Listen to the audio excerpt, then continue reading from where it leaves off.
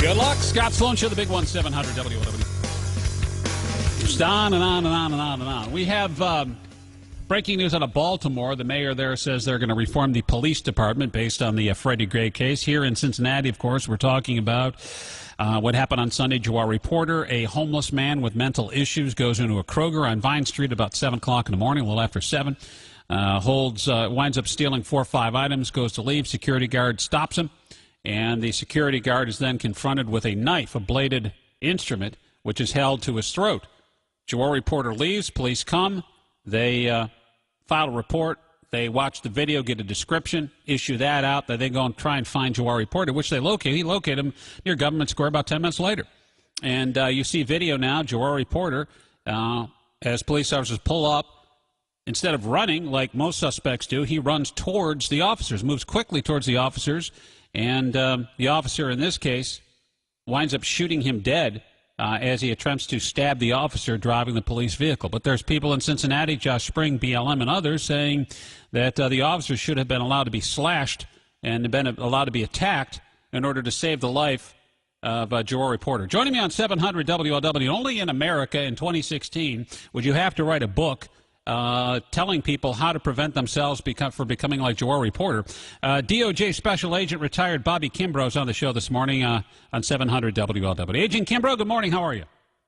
Good morning. Thank you for having me. Yeah. What does that say about society that you actually would have to write a book to tell people how not to get shot by cops? I think it says about society that we're moving in a way that the atmosphere has become convulsive and volatile. I think we need to understand law enforcement, and law enforcement needs to understand the community. We need to start to engage in conversations in the book we talk about surviving this stuff. Basically, we talk about not confronting the police, not thinking you can hold a case right there on the court, on the side of the road. That's what the courtrooms are for. Just basically common sense made common to the driver.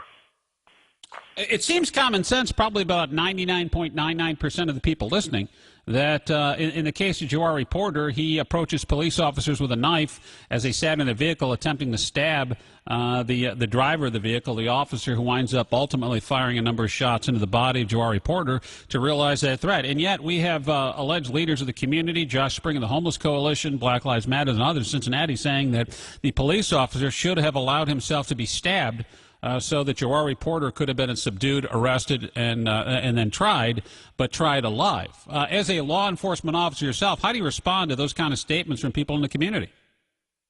Well, first thing, I think that, without question, I'm pro-police. I think that at the same time, I'm anti-abuse.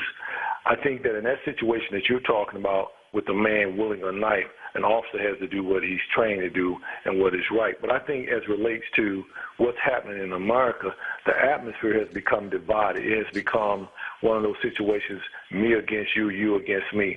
One of the things that my training officer told me that stayed with me the last 30 years is that when you check 1041, beginning your shift, and you strap on that shield, you don't represent black, you don't represent white. You represent what is right, what is fair, and what is justice. And any time you step outside of that, you tarnish the shield. And I think that we have situations that are occurring across America that are clearly a representation of an individual acting outside their scope. I'm not saying the one where the guy had the knife, but I'm saying some of the situations I have seen that have happened in America over the last several months, it's not a reflection of law enforcement, it's a reflection of individuals. And that's where we need to focus our attention on conversation, dialogue, not this us against you, you against me, because the problem is, whoever wrote this, whether it was Dickerson, the United We Stand, Divided We Fall, not only do we fall, we fail. And it is saddening to me to see the dividing of America every day, your side against this side. We've got to stop that and start having real dialogue, real conversation. Yeah, I agree with you, but I think that the divide winds up becoming more of an attraction for people, too, and it just fuels more animosity, and the lines become clear. We have more common ground than we have things that divide us, but yet, just based on the discourse in this country, Bobby, it seems the opposite to be true. Here in Cincinnati, we have reformed in 2001. You know that we had the riots here in Cincinnati, race riots. Since reformed the police department to be a model of the nation, so much so the Attorney General of the United States came here and said, you need to be more like Cincinnati. She's talking to places like Ferguson and others. Right now I'm watching the mayor of Baltimore talk about a DOJ report that just came down saying that the the policing system in Baltimore is broken. It's not working. There's biases involved there. But that's the problem, right? Is that instead of people going, hey, you know, Cincinnati's probably like a lot of police departments in America. No, people look at Baltimore and go, Cincinnati's just like Baltimore, and that's not the case. Yeah, but you know what's happening, and what I see happening is that we start to paint a certain picture. Okay, your mind starts to grab that picture, then your emotions come attached to that. Thus comes the action and the outcome. So what we're having is this picture that has been painting this violence in America, or this policing is brutality, or this black against white, white against black. Then we start having actions, and you're right. It's more attractive. It sells newspaper. It spins. But at the same time, we're losing lives. We're losing lives. We're altering the course of America. We're altering the course of humanity and society. Every time we spend time on something like we're sending people to the moon, we're using drones, space shuttle, and yet we still in a Neanderthal mindset of bigotry, racism, prejudice. This is crazy in the 21st century, and it blows my mind, having spent years in Detroit, overseas, Haiti, and all over the world, to see what's happening right here in America. This blows my mind, and we've got to stop it. And I'm grateful for the conversation, because this is where it begins. Dialogue, real conversation. Yeah, and I think that we all agree that there are, because there are over 700 to 700,000 police officers out there, not all of them are going to be like you. Not all of them are going to be salt of the earth kind of people, and we should do our best to weed those out. Can't say that enough. But the idea that all cops somehow are corrupt is an entirely different matter. Surviving the Stop is the name of the book. He's newly retired DOJ Special Agent Bobby Kimbrough on the Scott Sloan Show, 700 WLW. So what do you advise people in the book? Is Surviving the Stop, is it written for citizens, or is it written for cops? It's actually written for both. Surviving the Stop is basically giving you how to interact with a police officer when he stops you, because the first 3 seconds is a relationship, is experience, and the experience that you give that officer is going to dictate the behavior that he gives you. Keep your hands where he can see them. Follow what he says. Don't become combative. If you feel that you're wrong, right there on the side of the road is not the place to hold court. If you feel he's wrong, there's a process and procedures to follow. And so many times we feel we've been done wrong on the side of the road, and there goes from a traffic stop to now there's a loss of life, there's arrest, and now lives are changed forever. We've got to learn how to, it's just a ticket, survive the stop, and let's get on with our lives. Yeah, and I've seen many videos where things like this escalate, and at times it's the fault of the officer, at times it's the fault of the driver. In that, you know, you see somebody and say, I'm pulling you over for this, and then they're defiant to the authority to the point where their voice is raised, they start to get agitated, the officer thinks, okay, this person may be a threat at that point. I get to the initial 3 seconds of that interaction, but where's the disconnect with people and their behavior and what they're being taught maybe in the homes or on the streets as to how to properly interact with a police officer? I think that inherently is the problem, isn't it? Is it when you're stopped with someone, an authority figure, screaming and arguing on the side of the road and then throwing a temper tantrum is not the way to solve the situation. It's a way to escalate things. I think we should have training and conversation on how to conduct yourself when coming in contact with law enforcement, because there's training and procedure and etiquette, the way you handle yourself when you walk into a church, you walk into a concert. There are procedures in every facet of our life when dealing with a certain entity. And in dealing with law enforcement, we come to the table with already a set of skills, training, a limited understanding of the law, and also we come to the table with lethal and non-lethal weaponry. So here's the problem. When an officer comes up on a situation, he's dealing with you at a traffic stop, it's not your place to match wits with him. It's not your place, because he has a certain protocol and a certain leverage which he can engage you in. Anything from a verbal warning to a written warning to an arrest.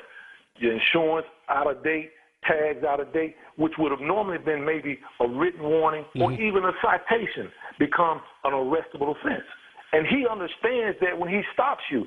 So you need to have a tool set or an understanding that what you conduct yourself and manage your emotions under pressure. Because if you think about it, a lot of situations that have occurred across America, if someone had just stopped and let's just manage this from a different angle, we'd have some more people living today. Yeah, I would agree with you there, too. Now, on the occasions that I'm stopped by a police officer, usually it's for speed. I pull over to the side of the road. Okay, I make sure I get over and afford some safety, put my signals on, so I let the cop know that I'm getting over. And night or day, I do the same thing. The first thing I do is I roll my window down on my driver's side, and then I turn my hazard lights on. I also turn my dome lights on and put my hands on the wheel in the 10 to 2 o'clock position. And then I don't move until the officer asks me for my driver's license and registration. If everyone did that, Bobby, how many police-involved shootings do you think we'd have? Will we have fewer or more? My opinion, we would have less. But here's what happens. Even in doing that, even in doing what you just said, there still has to be a mindset that takes place. Those were actions. A mindset has to be, this gentleman or this woman is doing their job. I'm going to show them a certain amount of respect. Regardless of what I think about what has happened down the road or what I think about law enforcement, I've got to show this individual because he's an individual. So if I show him a certain amount of respect, even though I've done all those things that you spoke about, that enhances the traffic stop. It doesn't take away from it. That ensures that, you know what, this man or this one understands that I respect, and therefore respect will be given back. No, more importantly, that I'm not a threat to them. And as you said, in the first 3 seconds, an officer determines the threat level. If they see me, you know, if they got to come up and tap on my window and I got to roll my window down, I come with an attitude in that first 3 seconds, as opposed to someone who's sitting there, the officer approaches, I'm letting him or her know that I am not a danger to them, and then I'm going to cooperate them by my actions at that point. I've already probably diffused the situation before I even make contact with a cop, right? That's true, because before he ever gets out of the car, remember, he's wearing your tag, license number. Yep. He knows who the car should be registered to, if the tag is stolen, and all those things come into play before he gets out of the car. Because he's going through a series of drills in his mind before he or she gets out of the car and approaches you. Because under these times we're living in, you can best believe that, okay, who is this I'm stopping? Because my objective is at the end of 1041, I want a 1042 end of shift and go home. Mm-hmm. So he's going through a series, too. Yeah, I don't want to get shot. I mean, we all saw the video of what happened in Minnesota, and there's a lot more questions and answers still that's circulating around that. And that is a stop gone bad. And I'm going to try and do everything I can to make sure that that's not me in that vehicle in Minnesota. Bobby Kimbrough has a book called Surviving the Stop. He's a former Department of Justice special agent. Here in Cincinnati today, we had a big press conference downtown, Bobby. It was Chief of Police Elliot Isaac, Mayor John Cranley, and City Manager Harry Black, and they unveiled the new body cameras that are going to be issued as of today to all Cincinnati police officers. You, as a law enforcement professional, what do you think about body cameras? In this day and time, I think it's a great tool. I do, because it captures everything.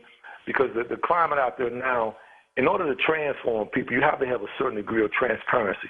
So in order to get back on even with the citizens that we serve and protect, we're going to have to be transparent. Thus comes the body camera. Thus comes the cameras. I think it's needed. Well, it's also, too, as you alluded to, more than just that. It's also getting involved in the community. You know, we had these collaborative agreements that came as a result of the feds back in 2001 with the riots I mentioned. And at the time, a lot of us said this is the dumbest thing ever. But now I get it in a sense that you've now established a dialogue. So you have these people who work on behalf of the police department that sadly have to go out and dispel, and this is largely in African-American communities, have to dispel the rumors that start flying around the minute someone of color is shot by a police officer or engaged in an arrest with a police officer. They have to go and basically knock down all of the rumors that fly around that make the police the target of this kind of venom. Whether it's true, substantiated or not, that's what has to go on in these communities. And to me, that seems a little backwards at that, is that, and maybe that's my disconnect, is there's a number of people in our communities that will not give cops the benefit of the doubt no matter what. Is that more on the people who live in these communities, or is that more on law enforcement? I think that's more, not necessarily in those communities. I think that because now we're living in a time of what I call microwave. Something can happen now, and in 10 minutes, it's making national news. So when something happens where an officer has made a bad choice or a poor choice, it paints the whole police department or law enforcement rather than an individual. But here are some things I think we can do what we're doing in North Carolina, where we're partnering with the community, the groups, the clergy, the community, building relationships, where once a month you go into that community and you have dialogue with the leaders in that community, church leaders, the community leaders, the elected officials, and you go into those communities, you have dialogue. How can we improve? What are some things you like to see in your community? Because if I only see you when you come to enforce the law in my community, I don't see you in the same way that you come in my community just to ask me how I'm doing and what's going on. We've got to start to bridge some gaps and mend some fences, because if we don't, what you're seeing every day will be a common occurrence. Yeah, I agree with you, too. Again, it's Bobby Kimbrough. The book is Surviving the Stop. Thanks again for the time and joining me on the show today, Bobby. Thank you for having me. All right, God bless take you. care. Keep doing the work you're doing. Thanks. You too. Care. Be safe. And, again, there's more of us that are on the same page than those of us who are against us. Collectively, that's no truer words have ever been spoken. But it kind of says, and the book is obviously written for both law enforcement and citizens like me and you in surviving the stop. But it just seems silly to me that in 2016, as evolved and as educated as we are, that we'd have to have an instruction manual on dealing with people who wear a badge for a living. 513-749-7800, the big one, pound 7 at AT&T. It's the Scott Sloan Show on 700 WLW.